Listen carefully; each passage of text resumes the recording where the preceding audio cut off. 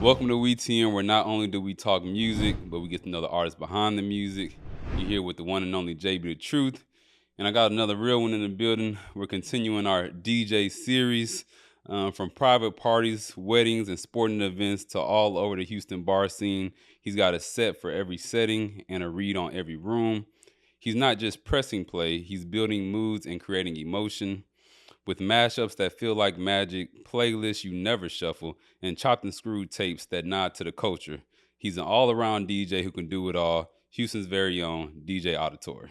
Thank you. That was a great introduction, man. I can't even knock that. You. I can see you already done your research and you've been doing your thing. Absolutely. I respect it. Absolutely. And there's a lot of research to be done. Like I said, I kept seeing you pop up in different places. I'm like, Yeah. because some DJs, they might only do bars and clubs. Some Mhm. DJs, they may only do festivals. But you're kind of doing it all. So it's cool to see the diversity within that. Yeah. Yeah. I think I'm kind of like really like a jack of all trades. I don't like to limit myself to like one kind of thing, and then plus I don't want to limit my money. So Right. if you need sound, I got you. That's kind of like There we that's go. kind of like my mantra for like DJing essentially. Yeah, that's a great business mindset. Yeah. So before we get going, we like to start with a segment called This or That. Okay. So I'm gonna give you two options and you just choose one. Okay. We can do that. All right. Intimate venue or a big festival stage? Ooh. I'm gonna say big festival stage. That energy is so different, and I don't think you can get it from anywhere else. And it's so gravitating. Like you feel it. Like when somebody like it's like with DJing, you're essentially giving an energy to other people, and once it's received, they give it back. And like getting that energy back that you're giving out, it's like when you got a crowd of 10,000 plus people giving it back to Oof. you. It's intense, but it's like Yeah. it's one of those fulfilling things, and it just invigorates you in a different way. Yeah. That I mean, I love intimate crowds. Don't get me wrong. Like that's also Nah, a you different you bag too. chose. You Yeah, already yeah. chose. But yeah, nah. Give me that festival crowd for sure. For Okay. sure. Yeah. No, Yeah, that sounds powerful. Only R&B or only hip hop?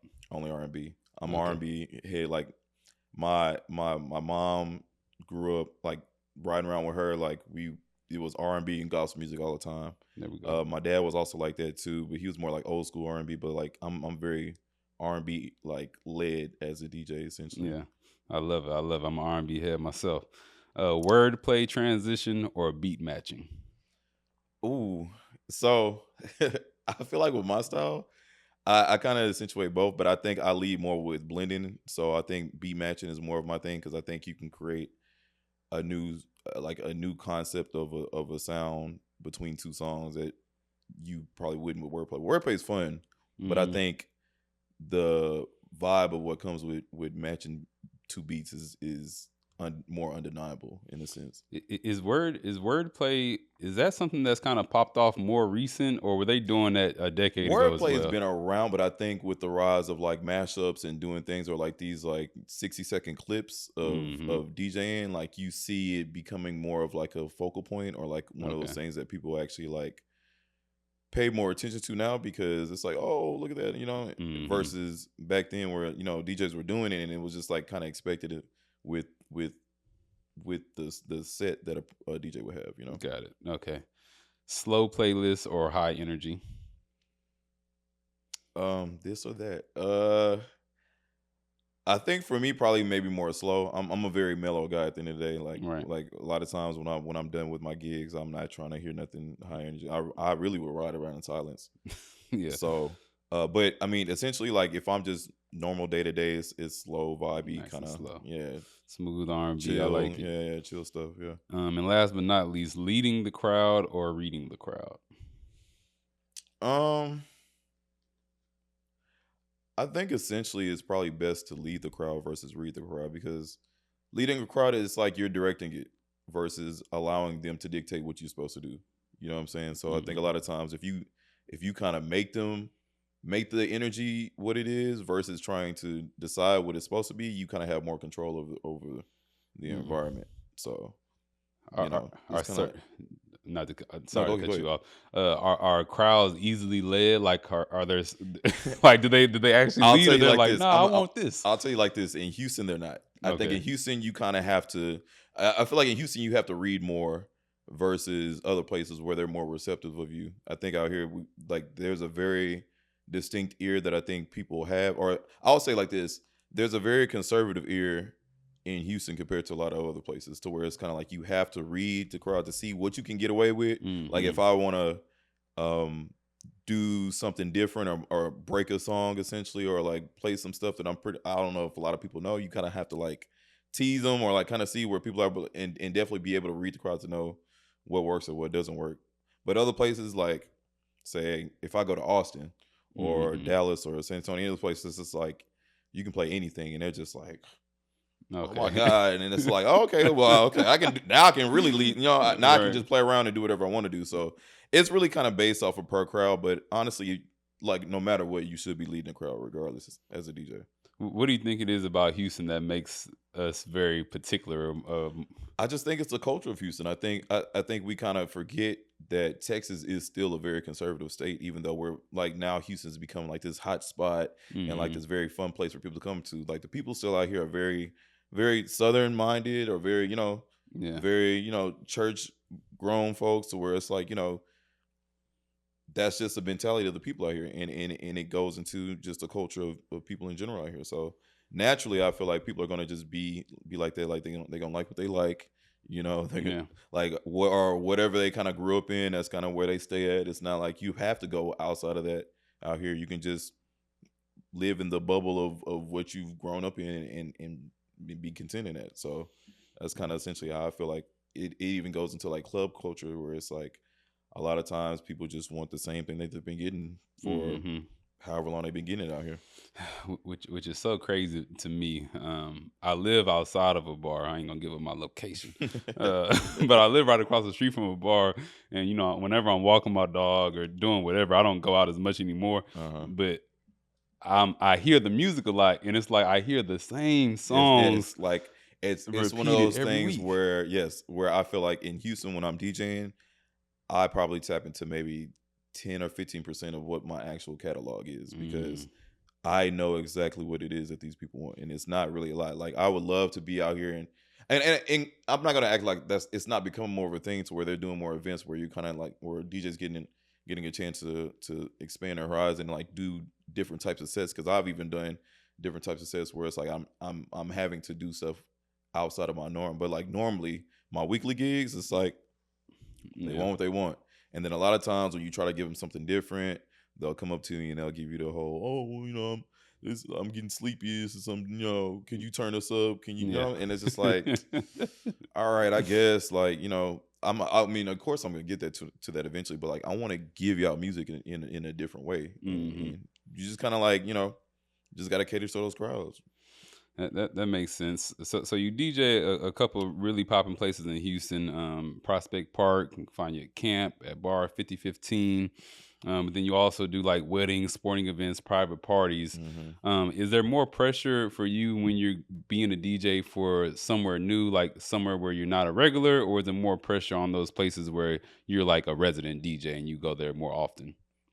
Um, as far as pressure goes, I mean, I feel like it is.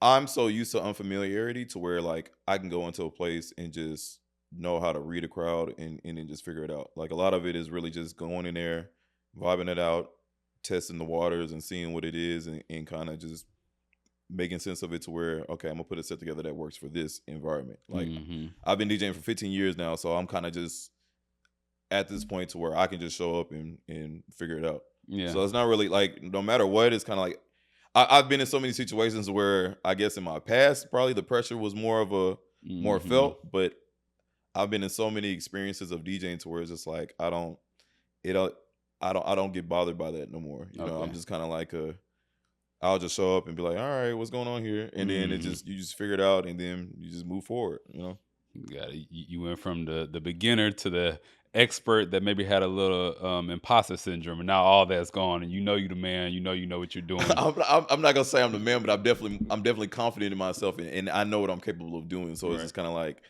I guess that kind of goes into like my sets. I just essentially just go out there and know that I know I have the capability of rocking this crowd or doing whatever it is that I need to do to make sure that these people are enjoying themselves. So Hmm. I just go out there with that mindset. Yeah. What's your favorite non-club or non-bar event to DJ? Okay, so I DJ at a place right now called, and actually after this I'm gonna be DJing it. It's called Okay. Intoxicated Chemist. Mm-hmm. And so it's a science and sip kind of thing, to where it's like you're doing science experiments, but you're also doing, it's also like a party essentially, but not really a party. It's like an event. So like, say you get a group of your friends, you come out, you put on lab coats, we got all the Mm-hmm. experience, but we're also doing games, we're also doing trivia, we're also doing just fun stuff that you can do with a group, and you're drinking a lot too. Yeah, So it's yeah, like the intoxicating part is very much involved in that. that sounds And lit. for me as a DJ, a lot of it is very, it's almost like a game show essentially. Yeah. So imagine if you're a DJ and you're always having to just have music ready to play for whatever the occasion is. It's like very impromptu. So a Mm-hmm. lot of times I'm just having to figure out like what I need to play in a moment, or like, figure out ways to turn them up, or figure out ways to like keep the energy high, or just match what's going on in the setting. And so for me that's fun, because it's like I never know what I need to do until that moment happens. Right. And a lot of that, I guess, kind of quick twitch DJing Mm-hmm. has to be implemented in order for it to like really become a thing. So like that's like one of my favorite things to do as far as like non-club things, because it's not really a club, Yeah, but yeah. it's like it's its Still. own experience, and it's very fun for me. So That sounds fun. And I've actually heard about that. My partner took his girl there. Shout out to Charles and Kristen. My partner took his girl there literally like 2 weeks ago. yeah, So I heard about that. So maybe I need to pop up as well. yeah, I would say go with you, at least a group of like maybe 3 or more people, and just and be ready to be drunk, because Yeah. it's gonna happen. So it sounds like you have more fun when you can really get deep. It seems like more of a sport when you have to think more and, like you said, have that fast twitch and read the room Absolutely, rather than absolutely. just being comfortable zone. Yeah, I think I've kind of gotten to a place now where it's more fun to be uncomfortable than it is to be comfortable. Because Yeah. at least now I'm being challenged versus I'm going to work and I'm doing what I know what I know works. You know what I'm saying? If you Mhm. put me in an environment where I don't know what I need to do and I have to figure it out, I think that's more of like a rush for me, because it's like, okay, I got to figure this out. Right. And now it's less of a job and more of like me trying to achieve something that I'm unfamiliar with. Hmm. Yeah, and y'all play a big role because without the music is the event. No, No matter 100%. what the event is, if it's a bar, if it's a wedding, if it's the mixologist class, the music just adds to the overall vibe of it. So you can make it or break it. 100%. 100%. So that's a lot of power that you hold. So I'm glad that you take it seriously and that Oh, you 100. enjoy doing it. I think it's very I think it's very awkward to be in those spaces where it's like the ambiance doesn't match what's going on, or like if you are a DJ and you're in that space and you're kind of like making the space weird, Mhm. it just I don't know. I don't like how that sensation is of Yeah. like weirdness. Yeah. So I think I pride myself in being able to like at least make a space feel comfortable for people, Mhm. or at least make it feel like, um you're in a good space wherever I'm at. You know what I'm Mhm. saying? So I like being able to do that. If we were to follow you to a bunch of different events, of different types of events, what would be one common thread that we would notice about your set? Um, a common thread, no matter what. I think what would be a common thread? I think for me, I just I start off very like calm in a sense, and then I Mhm. pick it up. Like that's just kind of how I am naturally. I've even noticed this about myself recently. Is just like my natural vibe also comes out in my set. So if I Yeah. come, like, no matter what the energy is ahead of time, like whatever energy I come with is kind of how I start. So a lot Okay. of it is like if I'm calm, or if I'm just like my normal self, then that will show on my set. But if I'm like lit, or if I'm Mhm. just like I'm already turned from the gig before and I Right. come in, We it's gone. We we gone. right in there. And it's just like I guess my energy always matches my set in the beginning, and then I either have to kind of realize, okay, we need to pick this up, or like, Mhm. okay, or yeah, they vibing with this, we can kind of stay here, kind of thing. But like Mhm. always, like I think a lot of times I'm very like my energy is very like calm, collected, like Mhm. like just chill, and I think that comes out immediately when I get started. This is like a kind of another this or that, but what's harder for you to pick up a crowd that's dead or keep a crowd going that's already lit? Oh, definitely the dead crowd. Like I think that's always a harder thing to do. I think once you walk into the situation that's already lit, you already see what's working, so it's just easy to just pick up from where that is and just keep it going. But like those dead crowds, it's just like, okay, why didn't y'all like what was going on beforehand? So now I got to test the waters and see, okay, what it is that you guys like, so I can figure that out and then kind of move forward from there. And some people could just be having a bad day. It might be like a small group and See, that's the thing. What I've learned about DJing too is just like a lot of times you're at the mercy of the energy that's already in the room. So it's like, even if even as a DJ, you really can't even have a bad day, because if you go in there with a bad day energy, it's gonna be felt. So you got to either come in there and like fix your mood and get to where they are, or let's say with club venues or club environments, they're lit, they're drunk, they're all that. So if you go in there sober and not in the mood and don't want to deal with, look, I'm sorry, you have to adjust. You have to at least get to that space, or at least start drinking yourself, so that you can kind of get matched. It's like you have to match your energy so you can actually give them, what it is that's already there. So as a DJ, you don't get a space to, people go to their regular jobs and it's just like, oh, I'm not in the mood or whatever, and you can maybe put your little thing on your mouse and then have it, activated to where your laptop's still going, but you in that sleep kind of thing. Like, I don't get that luxury. I have to mouse go tickers. Like I can't Wigglers. I can't bullshit my day, essentially. So I have to make sure like I'm there to do the job at the energy that's required all the time, or it's gonna be bad. Yeah. Well, you definitely have the experience just from talking to you for a couple of minutes. I see that, and from what I've seen elsewhere. And you also been surrounded by music for a long time. So you were in the band in high school. Yeah. You were also in a rap group called 220. Yes. You was a DJ at U of H, and now you're DJing all over Houston. Take me back to kind of the beginning. Where do you think that deep musical intuition came from? All right. Well, I think I would say it probably started more so with my youth, because I'll say like this: my family is very much a church family, especially my dad's side. Like my grandpa's brother is like the superintendent of the Church of God of Christ on the southwest region of America. Like, I didn't even know they had superintendents. I didn't look. It's deeper than the Bible. I'll tell you that. Yeah. But so like growing up, we would always be in church like a lot, like especially in the 90s. Like we had like day church, night church, choir rehearsal, all that kind of stuff. So like being in church a lot, for me, it was very much the ministry part wasn't compelling, but the musical part was. So like I was always drawn to praise and worship versus actually being in church for whatever else. That part moved me more than anything. And then kind of like I alluded to earlier, like my parents was very much music heads in the sense of like what they liked and all that kind of stuff.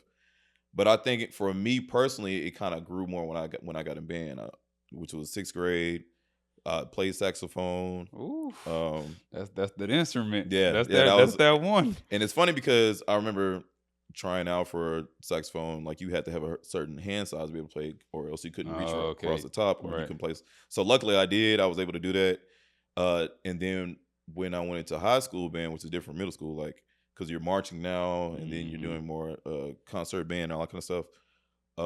That's when I think I really found a deeper love for music. I would even say even earlier than that. Back when LimeWire and Kazaa and BearShare was all a thing, and MP3s became a thing. Yeah. I built my first computer when I was 11. And so from there, I learned how to download music, and I just started collecting music like that. I was like, people collect vinyls. I was super early on the MP3 game. You said built your own computer. Yeah. You talking about like like put the hard drive in? Yeah. So my mom, I remember my mom would buy a bunch of like these little computers from like Walmart, like the little Dells or whatever. They would always break down, whatever. Or my computer wouldn't be strong enough for what I wanted. So I asked my mom, I was like, well, if I could just like, if you can give me all the stuff, can I just build it myself? And like, we actually had a neighbor that pretty much watched me. I had bought this book that was just kind of like, it was like a computer book. And like, you just, it showed you how to do all that stuff, and I just kind of casually read through and kind of figured Casually. out. I And just like, casually kind of made yeah, a I computer just from scratch. I'm very much a person where if I want to know how to do something, I will figure it out. Same. And I don't it I'm not gonna nothing's gonna scare me to figure it out. I'll just figure it out. And like I had a neighbor at the time where I went over there and I built it with him, and he just kind of supervised me to make sure I was kind of doing everything right. But he didn't really have to do much of anything because I kind of already knew. Because I mean, essentially, it's just a motherboard, and you plug everything in the motherboard, like, and that's essentially the heart of it. But yeah, anyway, I did that. I started collecting music at a very young age. So I guess kind of like with DJing, I didn't even realize I was getting into it before I got into it, because I was just collecting music off the simple fact that I love music and I love having my own music. And then when I got into band, that became more of a thing because now we're burning CDs and now we're collecting music like that. And then, you have a circle of people that are also into music just as much as you are. So like now Right. I'm learning about other kind of genres of music, and my band was very diverse. Like I went to a black school, but the band was very multicultural. Okay, So like cool. you're not limited to just one type of sound or whatever the case may be. Like it's all kind of things. And then we're also digging into like older music as well, like a lot of 70s, 80s kind of stuff, and just finding a love for all of that. And yeah, that's when I think my growth in just music in general kind of took off. And even back then we were like we would throw these parties where you had like your boombox with the 6 CD changer in it, and Yeah. you have all your CDs burnt, and then Mhm. you just have it ready to go, Right. whatever the case may be. So essentially I was DJing before I even really knew I wanted to like DJ. Damn. I was just doing it because like, okay, we want to throw parties, Right. whatever. But I think for me, DJing really became a real thing was in college when I went to U of H. Okay. I went there in 2008. And then I did my prerequisites there, but there was nothing I really wanted to major in. But I was always in the clubs on the weekends. That's Mhm. back when Main Street was popping. Like it was very like Yeah. a very black club scene down there, and I just kind of noticed a trend with all the DJs and stuff out there. So and I was just in myself, like I said, if I want to learn how to do something, I'll do it. So I was Do it just right. like, I was going to parties, I was seeing how all the DJs were they all kind of did the same kind of thing, even though it was all different. But it was like, man, I can do that. Mhm. And so for those 2 years that I was at U of H, I was just kind of like learning, and I would DJ like little apartment parties on campus just to kind of like get my feet wet and just play around with it. But then once I finished my prerequisites after 2 years, it was like, okay, you have to pick a major, and there was nothing I really wanted to like concentrate in. And with me, I'm very much a person to where I'm very like passion driven. Like I didn't want to put a lot of effort into trying to get a degree for a job that I didn't really care to do. Mhm. And so I knew I wanted to DJ, and that was on my heart to do. So I just decided, okay, I'm gonna just focus on that. Yeah. So started that in 2010. Moved off campus, moved back home, got my money together, moved back out, got all my equipment, and then just started. And it's just been going on from there. I didn't go full time till probably 2016. I was working little jobs, doing this and that, Yeah. just to, like make sure my bills were paid and all that kind of stuff. But I wasn't able to really go full time till 2016, and then from there, I'm kind of where I am now. Well, shout out to you. That's a hell of a foundation. Like Yeah, you, yeah. you really brick by brick, you Nah, really built your it's really music brain. it really was a grind, and I don't think I really realize it or even think about it too much, because like I say, it's when you're passion driven, it's different because you're not thinking about, oh man, it's Yeah. year 3, like we Gotta still get this engineering degree. So I can, when is this going, when we gonna get somewhere, or like regretting your decision or right. anything like that. It's like, no, I know what I want to do and I know where I'm trying to get to. So it's just like I'm always focused on just getting there. It's like, okay, yeah, it's gonna take time. Yeah, I gotta Yeah. grind it out.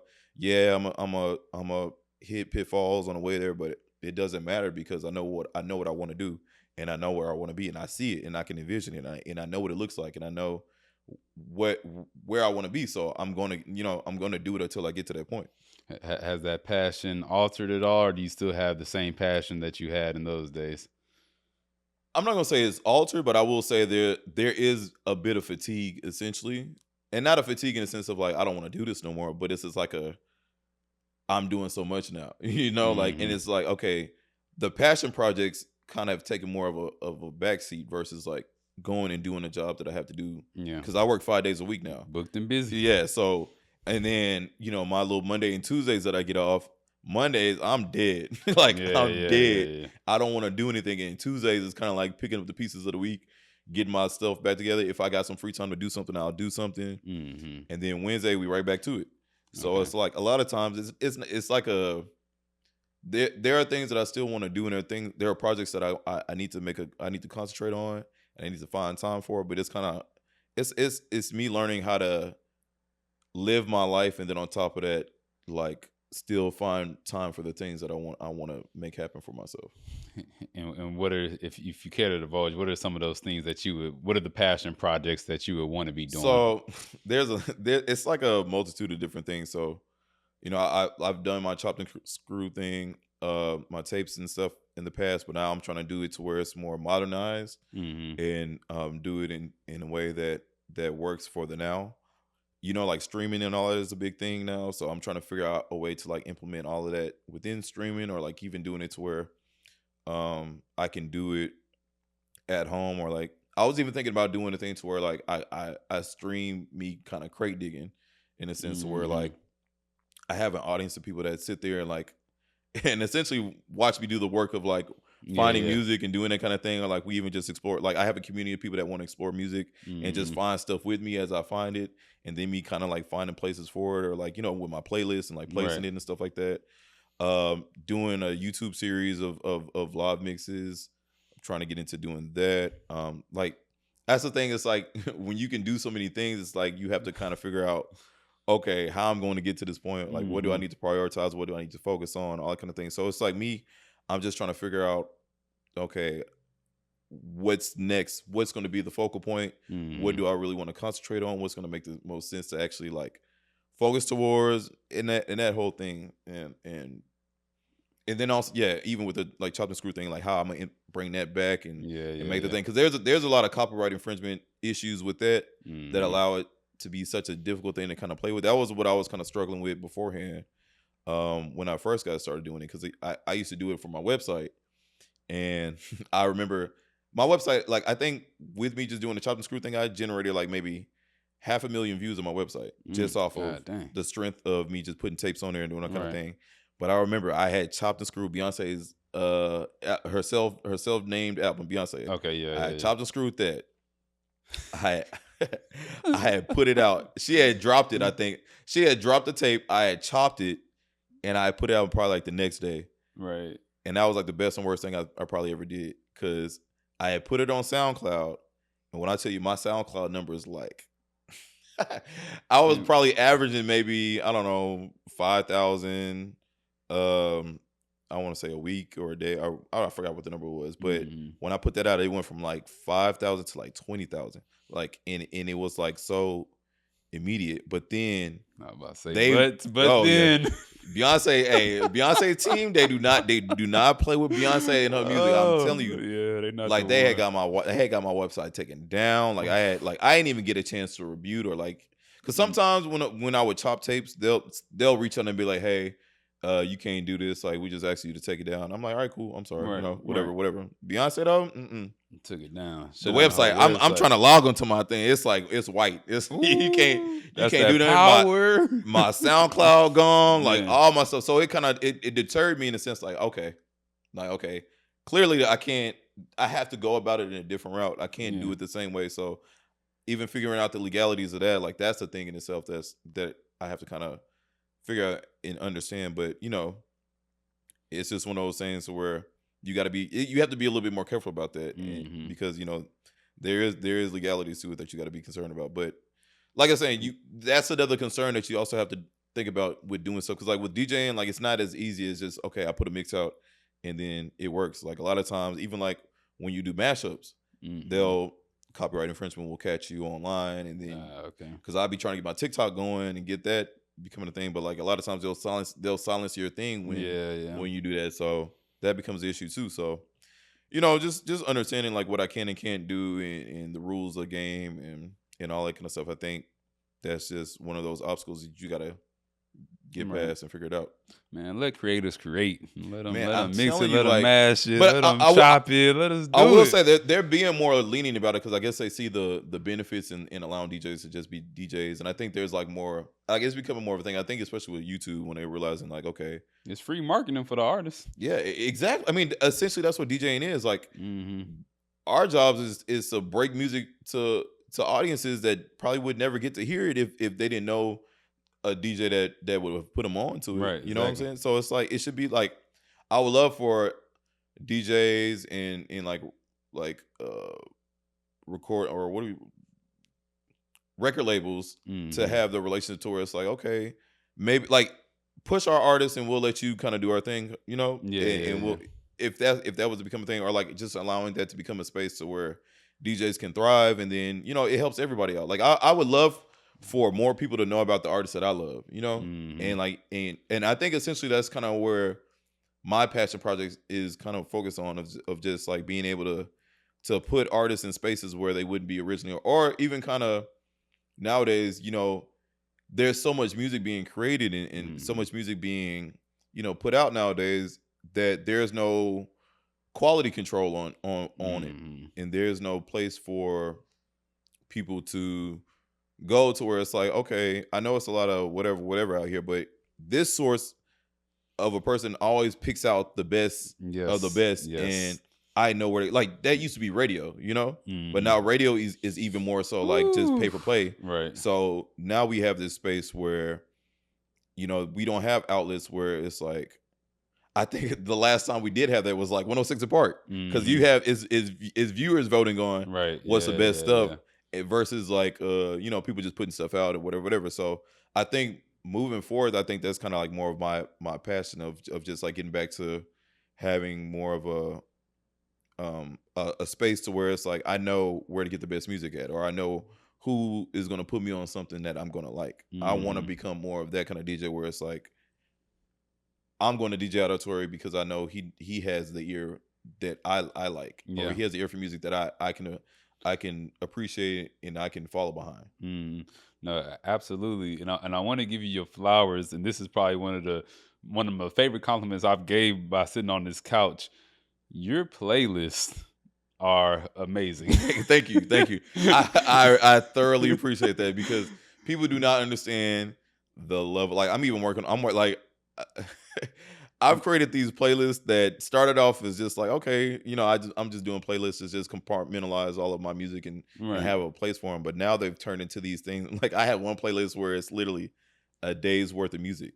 Yeah. It's my Audi Vibes play, which I'm working on now, and I'm Okay. trying to figure out how to go through, like, because it's a process. You have to find the music, which as a DJ, you're always looking for music. Like, there's never a day where I'm not listening for music, or I'm not Yeah. trying to find music. Even if I'm just scrolling on the timeline and I'm hearing something that somebody's playing that they posted, I'm just like, okay, what's this? Right. Shazam, bam. And now I'm Mm. finding a place for it. Like, I'm always listening and looking for music. So no matter what, that's always a thing. And so for playlists, like, you just have to gradually build them up. And then once you get to a certain amount of songs or whatever, now it's time to go and place the songs. Syncs. Yeah, exactly. So now, like, even with my Audi Vibes playlist, I'm in the process now of just like placing the music and figuring out. And now that playlist has maybe 300 some songs on it. Oof. So now I'm having to like, yeah. And so I'm having to go through and place the songs and figure out what's cohesive with what and all kind of thing. And then on top of that, I'm going through and having to listen through it again to kind of see what songs don't fit anymore, or what I need to take out. And then once I get done with that, it's like, okay, now I got 6-7 other playlists I got to do. Right. So it's like, it's all a process. But I mean, I take it very seriously. Like my playlist, I think I want it to feel like something when you listen to it. I want you to just be able to leave it. Like, you turn it on, you can shuffle it. You don't have to shuffle it. I prefer you not shuffle Don't it. shuffle it. Don't shuffle Do it. I not prefer you don't. shuffle. But even if you do shuffle it, like, Yeah, I want yeah. you to still be able to experience it in a way to where it's like, oh, this, like, you know what I'm saying? Right. Or you're listening to it and you're like, man, I've never heard half of this Mhm. stuff, because I don't think there's an outlet for a lot of artists and a lot of music to even just exist in spaces where people be like, oh, I've heard this somewhere. You know what I'm saying? I'm finding music that I have never heard. Yeah, And it's just like, where do you even hear this stuff at? So, I take a lot of pride in my playlist, and I want people to really get into my playlists just as much as I get into it. and I have different playlists for different sounds. It's all audio based. So like there's audio house, there's audio heat, which is more of like the club or fun songs. Yep. There's audio R&B. There's audio House. audio house. Yeah. Yeah. There's audio beats, which is like my Afro beats kind of one. I ain't Yeah, catch see, that one that's yet. what That I- might and be the tonight vibe. Okay. I'm working on the audio summer one. Like it's all there's always stuff that I'm just kind of like trying to work on. Audio fit, which is like my fitness one. Like it's just trying to have different playlists for different Yeah. environments, sounds, vibes, Right. moods, whatever the case may be, and doing that whole thing. No, I can tell how much work that you put into it. So I don't rap, I don't sing, and I don't DJ. Yeah. So usually when I'm talking to someone here, I'm complimenting them and I'm researching on them for stuff that I don't do. Yeah. But one thing I do is make playlists, Okay. and that's Yeah, something yeah. I'm prideful in as well. Okay. When I started listening to your R&B playlist, I was just so amazed because I know the work it takes to make sure each song goes into the next song perfectly and make sure everything is smooth. And most of my playlists are like around 50 songs, and your playlist was much longer than that. Yeah. And I was like, I felt like I was like a high school kid hooping with LeBron. I was like, I am out of my league right now. And it was just so good. I was getting emotional to the point where it's like, how is every song hidden so perfectly? Like the ear for the songs that you choose, it was just like, it was no, because I listen to other playlists and it might be a good playlist, but it might be one or two skips, and that's still a good playlist. Yeah, but for you, it was like, not only were they such good songs, every once in a while there was songs that I didn't know, and it was to the point where like I didn't want to stop listening to the music to do whatever I got to do. Like it was Yeah. hard for me to leave. I was like, oh no, hold Yeah. on, real quick. Yeah. I gotta keep going with the playlist. And that's kind of the essence of what I want to embody when I make these playlists. Like I want you to be so drawn to, because a lot of times when I'm listening for songs, it's more of a, how do I feel when I listen to this, or like how does the song make me feel when it hits my ear? And that's kind of what I'm looking for. Like that that enjoyment you get when you hear a song for the first time and you're Yeah. like, man, this shit is Right. so, like, I love this song. Like I want every song on my playlist to either feel like that or like kind of have that vibe at some capacity, to where you're just like, man, like these songs are really good. Because I mean, especially with R&B in today's society, like we act like R&B's dead, and it's not. Ooh, it's so alive. It's so strong and vivid and still a powerful thing, but we don't know about it because it's not mainstream anymore. So That's a fact. for me, that becomes the issue, because it's like, how could y'all say that? Like, look at what I'm finding. Right. Yeah. You know what I'm saying? And that just kind of bothers me, because it's like, I know people aren't looking for this. And fair enough, because it's too much music to look through. You know what I'm saying? That's where I feel like my job as a DJ is like to pick through stuff and like dig through it for you, so you don't have to do that. Yeah. You know what I'm saying? And I just like R&B is near and dear to my heart. So that's like one of those things where it's just like I want people to love it, or find the love for it, like just like I do, or at least if you already have it, know that you can come here and dive into that and get that same sensation that you might have growing up listening to R&B. Do playlists have clicks? I mean, not clicks, links. Like, can Yeah. the playlist? Okay, I'm gonna link it right here. Yeah. That I'ma- R&B playlist that I'ma I'm give talking you- about I'ma give is you- the best playlist that I've ever heard, and y'all know how much I talk about R&B right here, and y'all know how much I love music. It is the best playlist that I've heard. If you find a better one, let me know. But And I got it on Apple Music, I got it on Tidal, and I got it on Spotify. So yeah, it's we good to go. fire. Thank you. I don't even know where to. Oh, well, what I wanted to ask you, you're DJing, you're making these playlists, and doing a bunch of other things involved with music.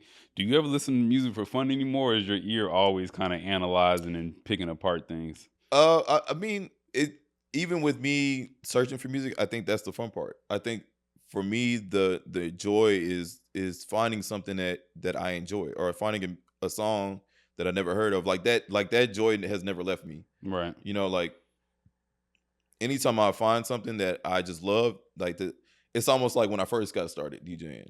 It's like it's still that same wow moment where it's like, oh, I can't wait to do something with this, or like I can't wait to put this in a set, or I can't wait to see who knows this song, if you do know this song, and see their response to it. Like, I think that's always the joy of DJing, is just being able to, even with the times, just being able to adapt and play music that still fits with what's going on in today's world, and like people still reacting to music in the same way of when they were when I first started. You know, Yeah.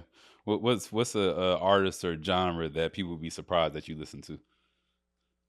I think um I think house music essentially, House like, music. or Okay. deep. I probably would say deep house because I'm more of like that deep house sound. I think when people hear house, they assume it's like a, just a Yeah, and that's what I was kind of thinking when I clicked on yeah, it too, and I was exactly. like, "Oh no, But this it's this a not really, yeah, vibe." it's not really that. It's more of like a. I mean, it is like the upbeat vibe, but it's also like its own thing. I don't even know how to describe it because it's not a fist pump thing. It's like a. It's like a house, but it has soul in it Yes, too. exactly. I don't think a lot of people understand that house music is essentially from black people.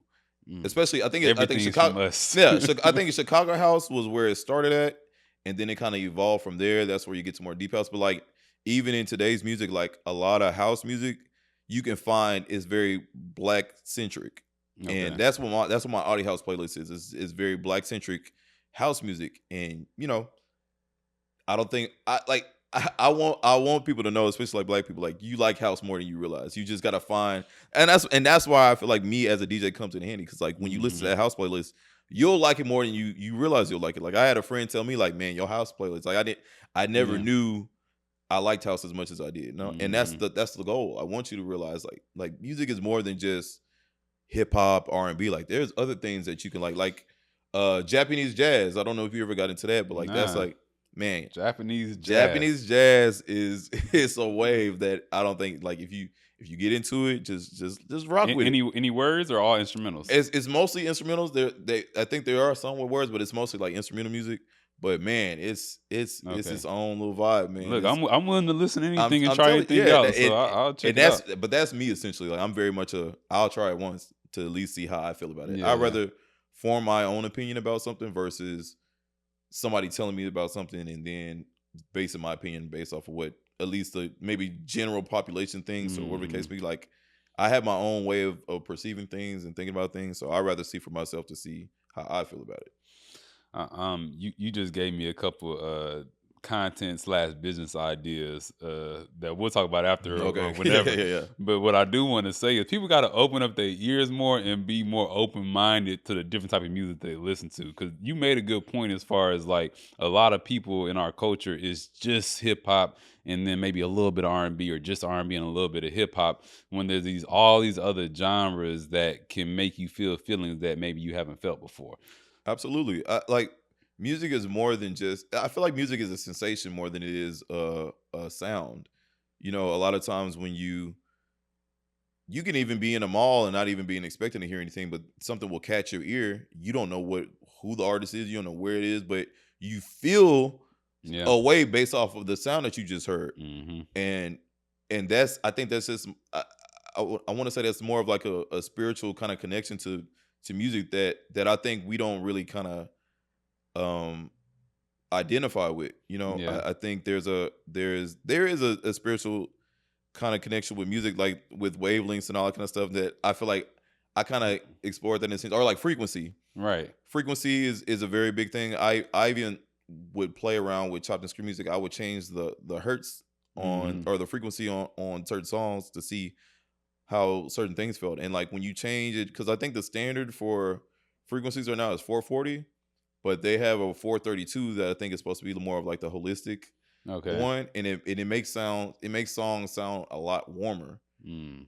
I even kind of want to play with that too, just like with music in a sense. But like that's a whole different thing. But yeah, like Well, but let's nerd out for a second though, okay, yeah, okay, cool, cool, because cool. I like All where you're right, going. cool. Okay, yeah. So think about it like this. Um, different frequencies vibrate and cause different sensations within you. Hmm. So if you think about music in that sense, different frequencies of music are going to make you feel different ways. Right. And it's not necessarily a genre that's going to do that. It's just the song itself or how a song's composed or arranged or Hmm. how it's put together. So you're feeling a way about a song and you don't even know why because it's resonating with you and your frequency that you kind of have personally. So a lot of times you feel a way about a song just off the strength of a sensation versus what you're listening to. Right.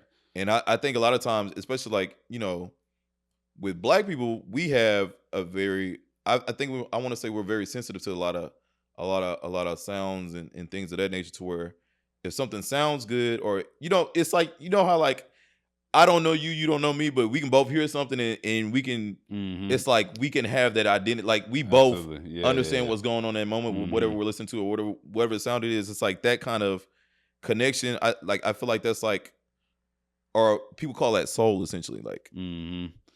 it's like, I feel like it's a very spiritual thing, or it's a very like culturally spiritual thing that I think that we all kind of connect to, and we can kind of vibe with.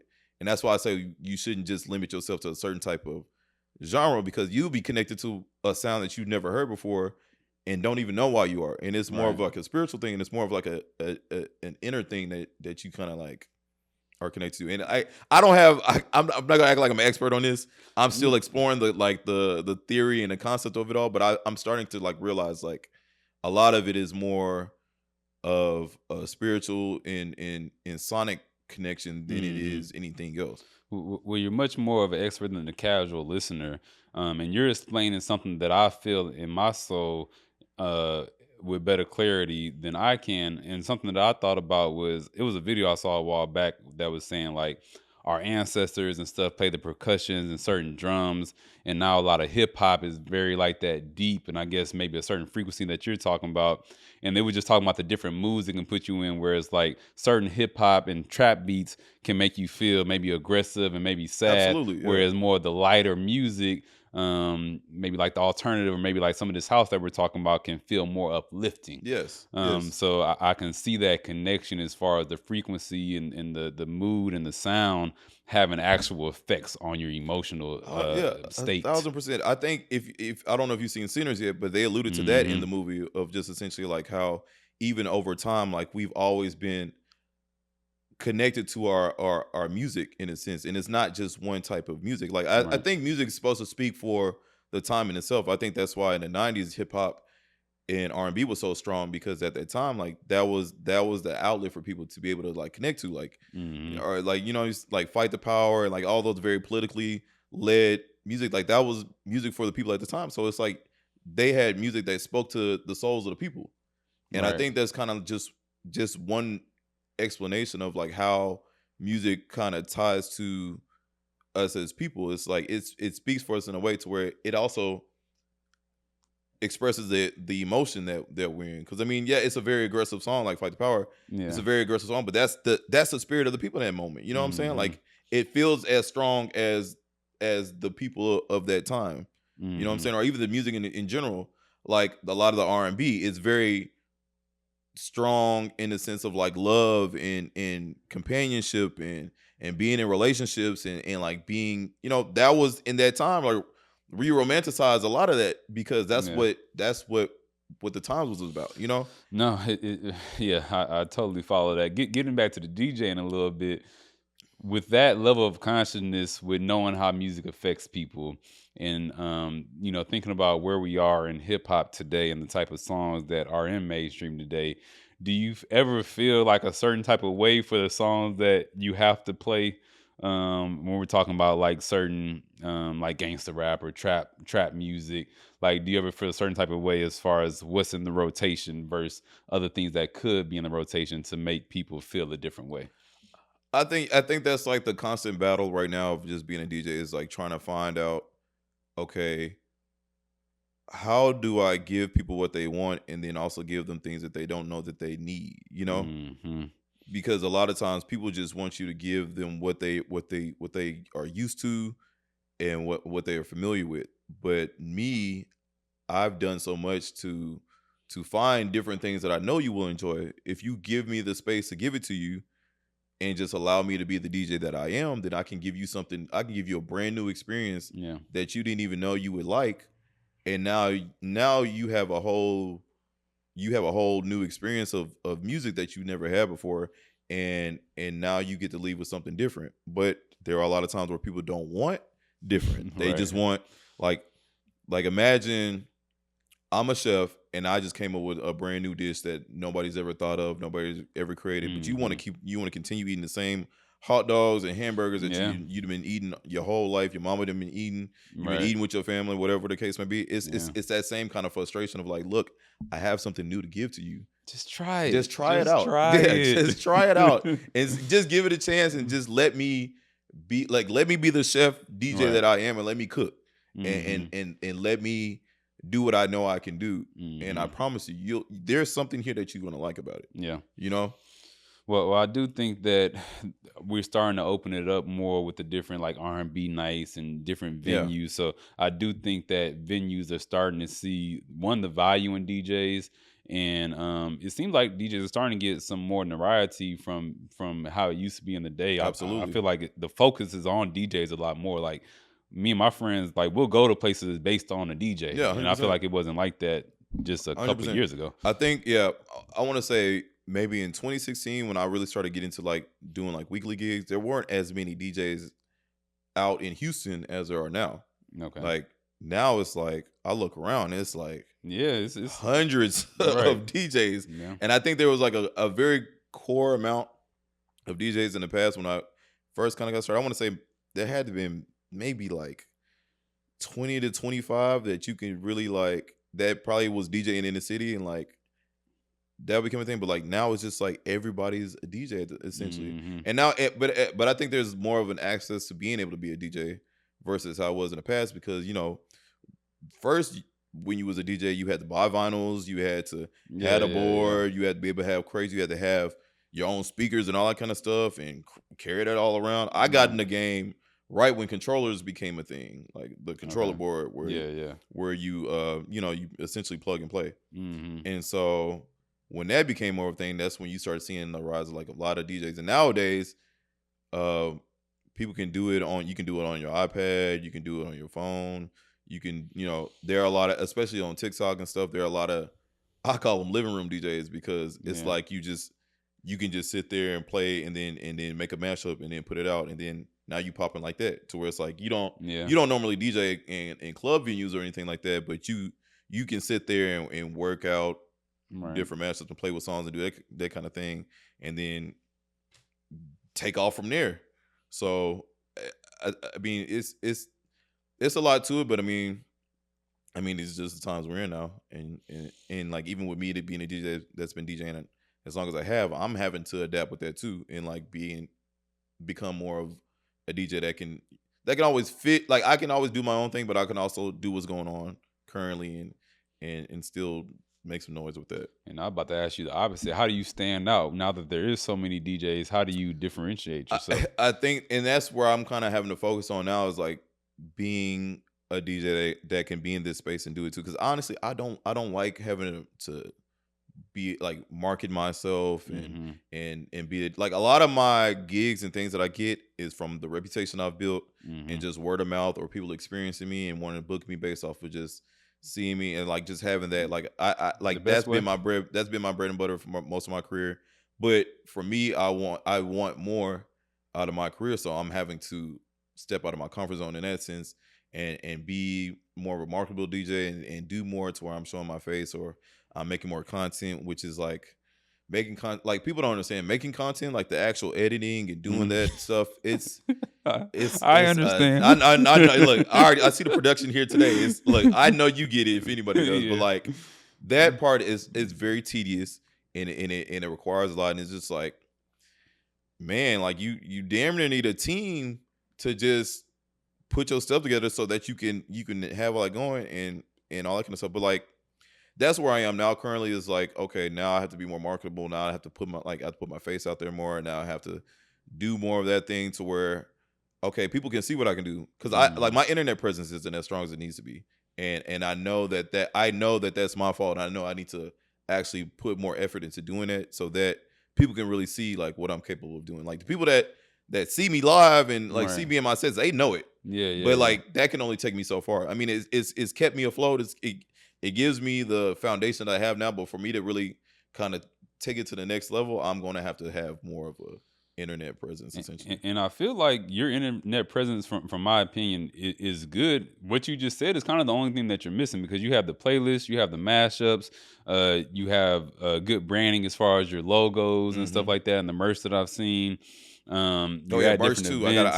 I gotta get into doing way more merch. Like Yeah, I have a very large female audience, and I know I need to create like stuff for them to where right. they can support in their own way with the stuff that I could make for them, kind of thing. So like that's even another thing too of just doing that. So Well, what I was leading to was the one thing that I would love to see more of is your actual sets, and whether that's like in a streaming capacity, which you yeah, talked about earlier, or whatever it is, but just people, because I think sometimes like someone like you who's so experienced and so good at DJing can get mixed in with the other people who are more of like the living room DJs because exactly, that's more of like what to put on Instagram. exactly. But you're much more than that. So if you can add that stuff with what they're doing as See, and well, that's where I kind of want to get. So just give an idea to you, but that the whole concept of me like the playlist, I want to do like the YouTube sets of the playlist. So like mhm, say every time I update my fire. every time I update my playlist,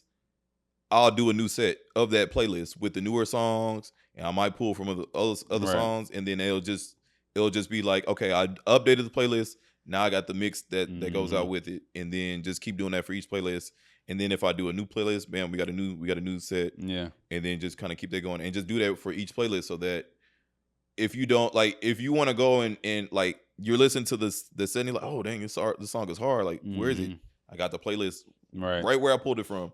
It's Yeah. on the link on the YouTube or whatever the case. You can go find it and you can listen to it on your own time and whatever. And now it's just like stuff like that I know if I did it and I did more of it and I was consistent with it, like it can go somewhere. Yeah, no, I'm sure you'll do it because I've seen the track record for what you've done so far. So, like you said, you're someone who figures it out and gets it done. Yeah. So I'm sure you will. What's one of the most underrated skills about being a DJ? Um, I would say dealing with people. Okay. You have to know how to you have to know how to deal with people that will harass you or bother you or just know how to like alleviate the situation, because a lot of times, okay, I'll say like this. With me as a DJ, especially if I'm doing like my weeklies, I don't mind song requests, but I think there's a way about doing it to where it works for both me and you. I think a Mm. lot of times people are very entitled nowadays. We want Glorilla People now. people have their phones Yeah, and yeah, it's yeah. scrolling, Right. and you're telling me what you want me to do while I'm at work and I'm doing my job for somebody that's actually paying me to do Yeah, this. yeah, yeah. You know what I'm saying? Like, you're not trying to give me no money for it. Like, Mm-mm. let's be real. You just feel like you want to hear this. Like, regardless of what I've done, this whole Yeah. set that I'm having, and Right. everybody's having fun, and everybody's enjoying the set. You don't care about none of that. Nah. You care about what you want to hear in this moment. You don't want to pay me for it. And Mm. like as a DJ, you have to know how to deal with that. You know what I'm saying? I've seen DJs that embarrass the hell out of people Yeah, when they yeah. do stuff like that. Me, I show a lot of people grace, and then on top of that, I'll tell you like this. If you're making a song request for a DJ, at least let it be complimentary to what I'm already doing in my set. Okay. Feel the vibe. Yes, like don't veer so far left to where it's gonna take the whole set that I just sat here and created and worked on Yeah, yeah, yeah. and worked up, and I didn't got it. People vibing with me. I like at least make it make sense. You know what I'm Mhm. saying? A lot of times I will fit your song in if I can fit it in. A lot of Okay. times That's real. I can fit a song in as the next song. Mm-hmm. Or if it's a song where okay, it's a little different, okay, give me a couple songs and I can veer that way. You know what I'm Yeah, yeah, saying? yeah. But a lot of times people don't even realize the art or the what it takes to do that. So just dealing with people and just knowing how to get people to even understand like what's going on. Like I think that's a skill that a lot like if you're a DJ and you have that, like that's good for you for real, because you don't want nobody to throw you off or throw your set off, or Mhm. like you don't want a situation to escalate into something more than it needs to be. Yeah. And a lot of times, especially people be drunk, they be doing the most, or whatever the case may be.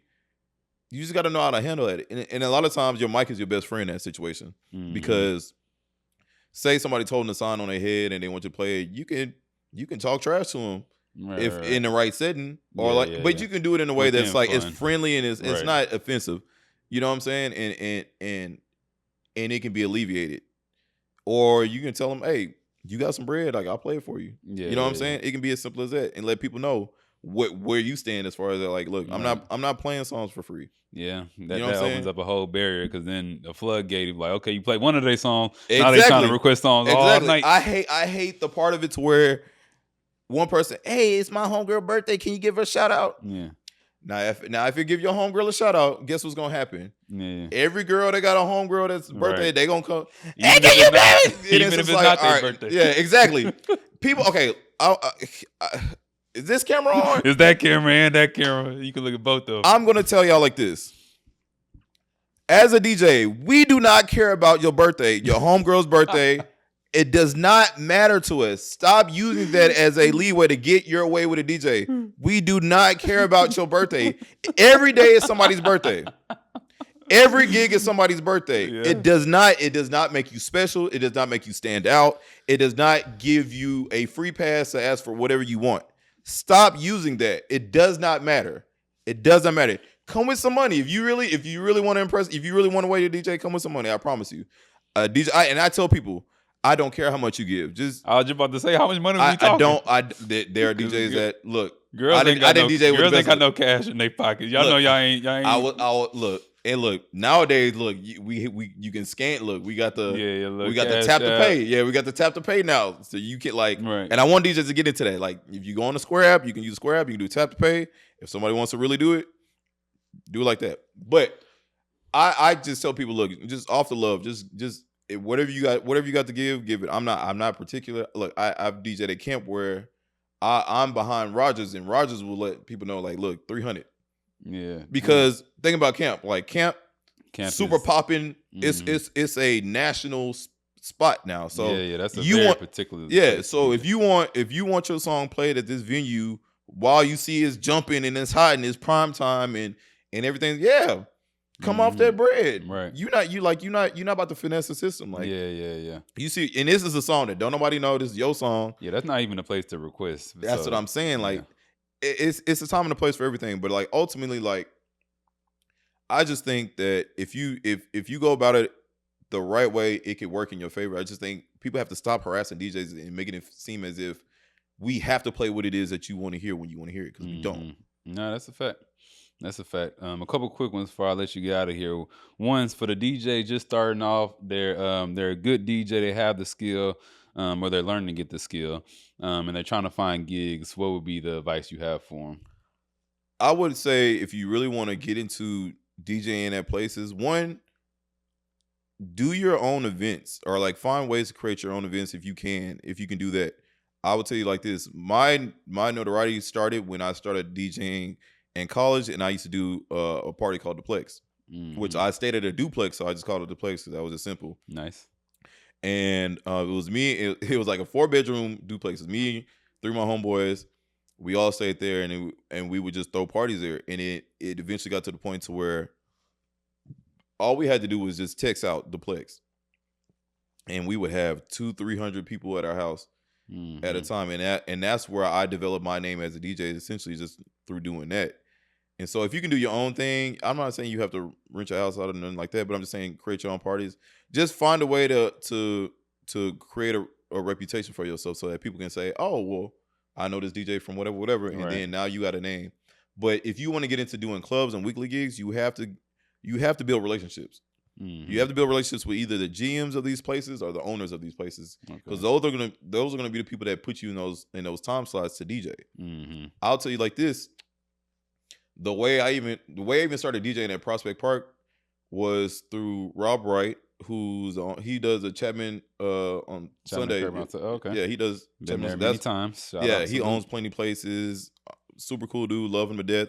He gave me my first shot, all based off of me DJing because he's an alpha, so I did the alpha tent at U of H, and then he heard my set. He was like, "Hey, I got a spot for you. I want you to DJ at. Like, come in." And it was it used to be Live Oak. Now it's Peaches. It was Live Oak before that, but then it was something else before that. I forgot what it was called.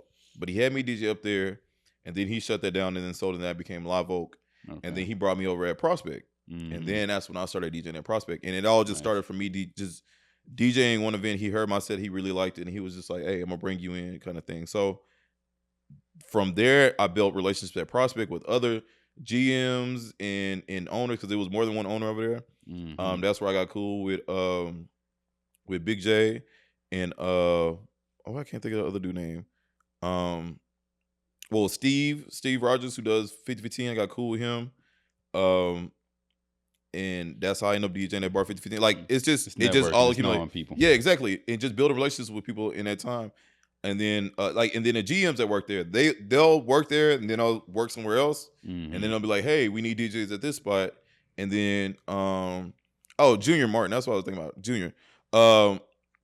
They'll be like, hey, we need a DJ at this spot. Can you come over here and DJ? And then it's just like it just trickulates. So it starts with knowing the people that can put you in positions to actually DJ at these spots. Yeah. So if you can find a way to build a relationship with somebody that's in a position to do that for you, then do that. And even if it's just you coming out and just being up there, just talking with people, seeing what's going on, or building relationships with other DJs, because a lot of times DJs will be booked and can't do something, or will be double booked, and somebody will like, well, do you have a DJ for me in mind that can fill in for you? And it's like, yeah, I have my people that I already know. If I can't do a gig, I'm calling them up. Yeah. And and like honestly, I love the DJ community because a lot of us are it's like a brotherhood essentially. Like a lot of it, it's not about trying to outshine nobody else, or like, you know what I'm saying? It's not about being the better DJ or whatever the case. Like it's always, how can I look out for the next person? Like when I got started, one of my favorite DJs, DJ Youngstreets, that's pretty much my OG, because he was already rocking U of H and he had his thing going and stuff like that. And he pretty much brought me under his wing and like showed me the way and just was plugging me into spots, had me DJing other college parties at other schools right with him and stuff like that. And like once I got that love from him, I understood, okay, like this is a community where like, you know, you show up for one another, and it's not about somebody being better or worse or whatever the case may be. It's just like, okay, if I can look out for you, I'll do that. And like all the DJs are like that. Right. Like I don't have one beef with one DJ in the city like that. Like I don't like, I love them all just like cousins. You know what I'm saying? Like it's very much everybody's cool. And if I can help you, if I can do something for you, if I can look out for you, I will, just because it was done for me, and I want to continue that tradition of just camaraderie and being able to be there for people, you know. That's dope. Our artists take a page out that book, because y'all don't collaborate enough. So I'm glad that the DJs had that community.